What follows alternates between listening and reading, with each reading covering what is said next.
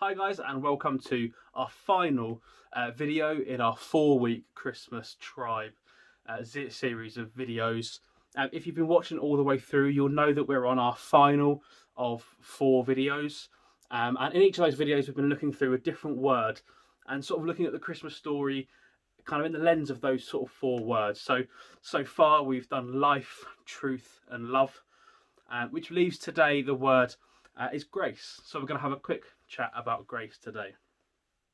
So when we look at the story of Jesus and the life he lived, the truth that he spoke, and the love that he showed, we can see the grace that runs through it all. And I love to look at words and find like the dictionary definition of them and try and bring something more out of this. And the dictionary definition of grace says about goodwill and bestowing honour on people. And for this time, it just didn't cut it for what we're talking about in terms of grace in the story of Jesus. Now, I'm sure there may well be a deeper meaning to the word they use in biblical times for grace, but I haven't done that research. And when I looked, as I said, at the dictionary version, it just didn't quite cut it. Because it's not just goodwill. It's not just bestowing honour on people, or being nice to people because they deserve it, or being polite because you were brought up that way. The grace in this story is unlike any other, because it isn't deserved. There wasn't any caveat in this grace that you had to earn it or had to do something to get this grace. You didn't have to accrue a certain amount of good people points in order to get it.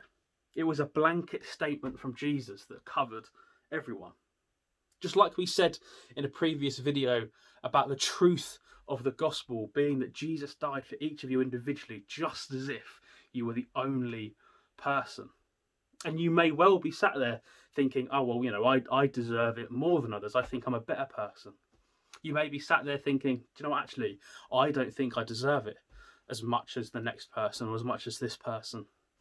But it doesn't matter, because even the person that we as a society see as the lowest of the low was included exactly the same as everyone else under this blanket of grace that Jesus sort of gave us when he died for us.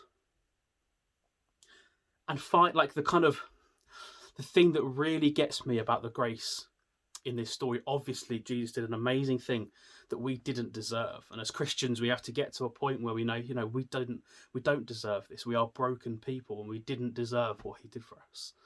But the main thing that gets me every time now that I think about it is that Jesus didn't do this knowing that everyone would be saved.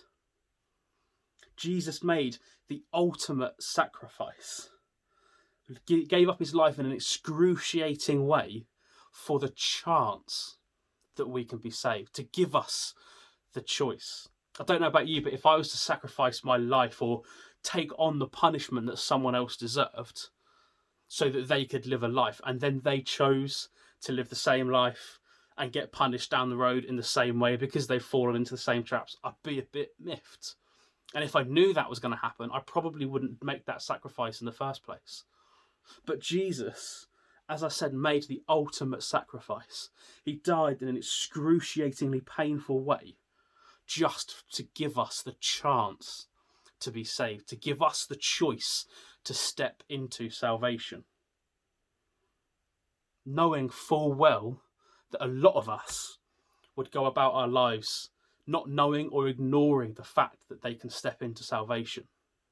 And that is the amazing grace that Jesus showed when he died for us.